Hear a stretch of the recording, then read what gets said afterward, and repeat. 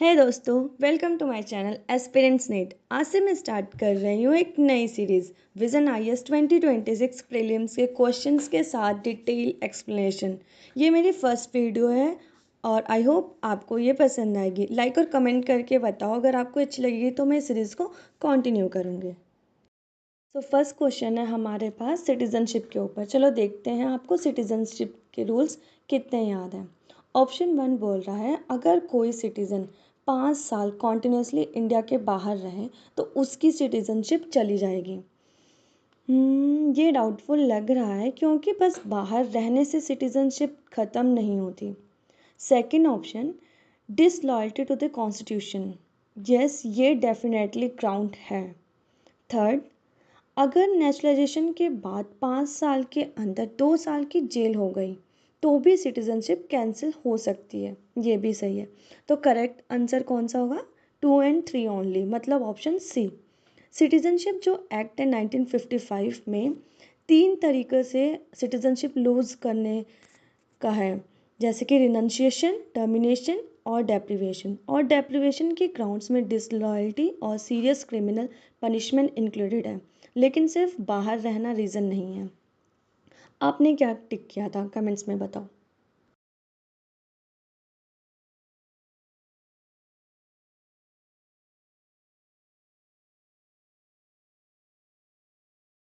Second question, ये question है basic structure doctrine के ऊपर। इस पे सबसे ज़्यादा पूछा जाने वाला पॉलिटी का कॉन्सेप्ट है। स्टेटमेंट 1 क्या बोल रहा है कि ये पहली बार मिनेर्वा मिल्स केस में आया। तो आप गैस करो, क्या ये वही है? नहीं, ये गलत है। पहली बार तो केशवानंद भारती केस 1973 में आया था। स्टेटमेंट 2 क्या बोल रहा है कि ये पार्लियामेंट को एब्सोल्यूट पावर देता है। एब्सोल्यूट बिल्कुल भी नहीं। ये तो पार्लियामेंट का एब्सोल्यूट पावर को लिमिट करता है कि वो बेसिक स्ट्रक्चर को चेंज नहीं कर सकती। तो दोनों स्टेटमेंट ही गलत निकले। करेक्ट आंसर क्या हुआ? नाइदर 1 नॉर 2, यानी option D. Keshavananda Bharati case में सुप्रीम कोर्ट ने बोला था पार्लियामेंट अमेंड कर सकती है कॉन्स्टिट्यूशन को, लेकिन उसके बेसिक स्ट्रक्चर को टच तक नहीं कर सकती है। बाद में मिनेर्वा मिल्स ने इसे रिफॉर्म किया। आपको याद था क्या ये कॉन्सेप्ट कि केशवानंद भारती केस से स्टार्ट हुआ था? कमेंट्स में बताओ।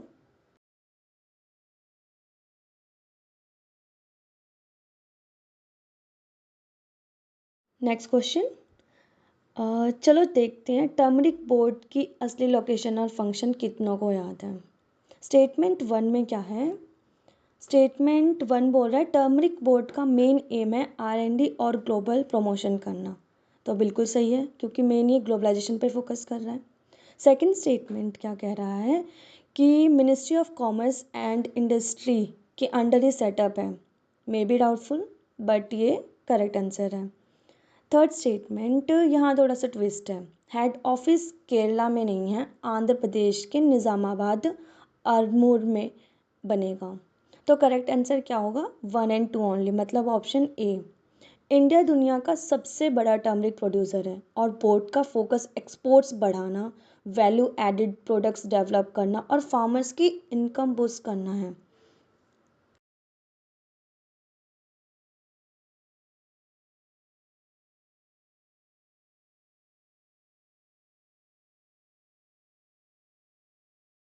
Next question. भारत पोर्टल जो इंडिया के एफर्ट्स को स्ट्रेंथन करेगा अगेंस्ट ट्रांसनेशनल क्राइम्स, किसके द्वारा डेवलप किया गया है? CBI, ED, wildlife institute of India, wildlife trust of India. तो करेक्ट आंसर क्या है? कमेंट करो। CBI का एक सेंट्रल एजेंसी है और इंडिया का इंटरपोल नोडल बॉडी भी है। पोर्टल का फोकस ट्रांसनेशनल क्राइम्स पे है। ये परफेक्ट मैच लग रहा है, तो इसका करेक्ट आंसर क्या हो गया? ए, CBI। भारत पोर्टल CBI ने ही डेवलप किया है। पोर्टल ऑर्गेनाइज क्राइम जैसे ट्रैफिकिंग, टेररिज्म, साइबर क्राइम में real time information sharing facilitate करेगा। ईडी का क्या काम होता है? ईडी मेनली फोकस करता है मनी लॉन्ड्रिंग और फॉरेन एक्सचेंज को हैंडल करता है। Wild life institute of India, ये इंस्टीट्यूट वाइल्ड लाइफ और बायोडाइवर्सिटी रिसर्च के लिए है। Wild life trust of India, ये भी वाइल्ड लाइफ कंजर्वेशन ऑर्गेनाइजेशन है। नेक्स्ट क्वेश्चन, ये वाला क्वेश्चन थोड़ा ट्रिकी है। लिंग्विस्टिक और रिलीजियस माइनॉरिटीज़ को लेकर सब कंफ्यूज हो जाते हैं। स्टेटमेंट 1 जो है वो बिल्कुल सही है। Special officer for linguistic minorities article 350 के अंडर कॉन्स्टिट्यूशनल पोस्ट है और प्रेसिडेंट ऑफ इंडिया ही अपॉइंट करते हैं। स्टेटमेंट जो सेकंड है वो गलत है। इसका मैंडेट सिर्फ लिंग्विस्टिक माइनॉरिटीज़ तक लिमिटेड है। रिलीजियस माइनॉरिटीज़ इसके स्कोप में नहीं आती। तो करेक्ट आंसर है 1 ओनली, यानी ऑप्शन ए है। Special officer for linguistic minorities को 7th कॉन्स्टिट्यूशनल अमेंडमेंट 1956 के बाद इंट्रोड्यूस किया गया था। इसका काम है लिंग्विस्टिक माइनॉरिटीज़ के राइट्स का सेफगार्ड इंश्योर करना और हर साल प्रेसिडेंट को रिपोर्ट देना। आप हो सकते हैं कंफ्यूज हो गए हो रिलीजियस और लिंग्विस्टिक को पढ़कर। बताओ कौन कौन हो गया था कंफ्यूज।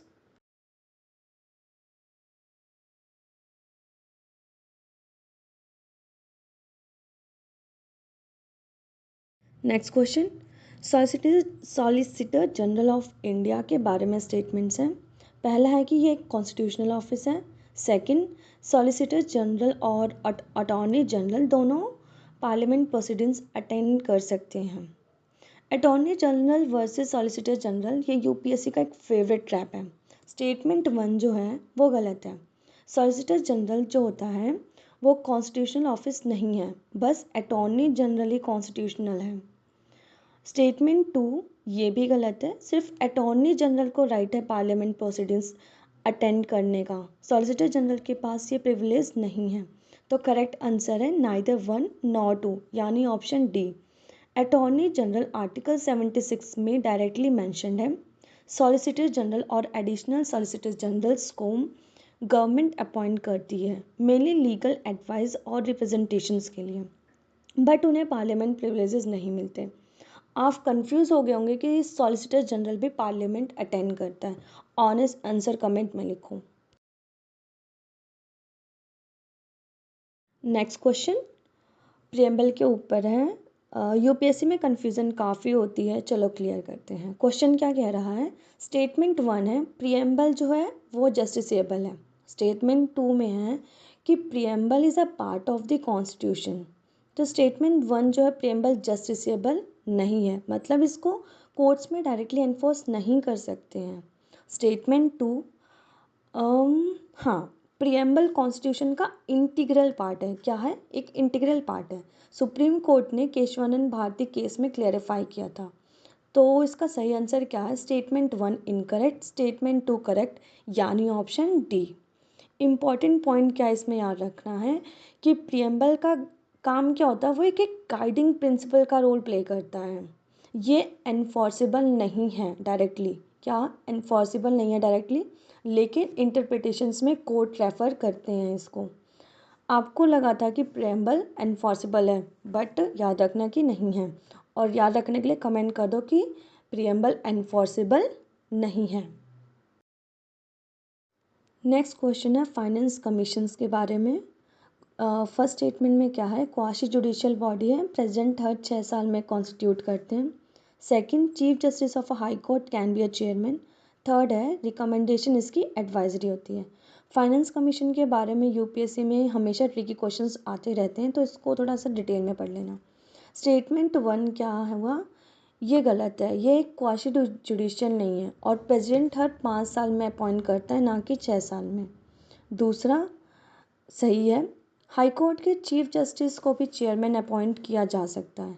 स्टेटमेंट 3 जो है वो भी सही है, रिकमेंडेशन सिर्फ एडवाइजरी होती हैं।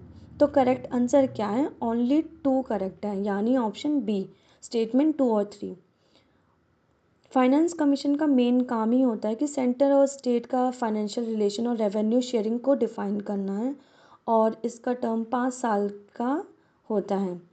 अब मुझे बताओ फाइनेंस कमीशन किस आर्टिकल के अंडर आया था, कमेंट करो। नेक्स्ट क्वेश्चन, ये है कोई न्यू वायरस आया जिसका नाम है नोरो वायरस। रिसेंटली यूएसए में नोरो वायरस केसेस सर्ज हुआ है।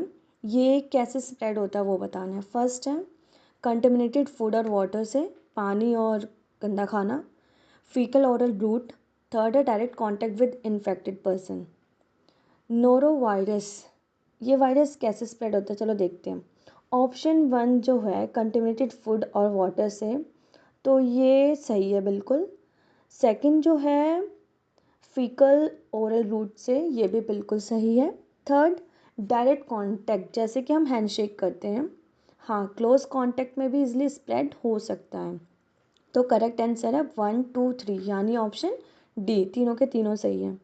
नोरो वायरस एक हाईली कंटेजियस वायरस है जो वॉमिटिंग, डायरिया और स्टमक क्रैम्प्स कॉज करता है। हैंड हाइजीन और कंटेमिनेटेड फूड अवॉइड करना बेस्ट प्रिवेंशन होता है। क्या आपने इस वायरस के बारे में सुना था? कमेंट में बताओ।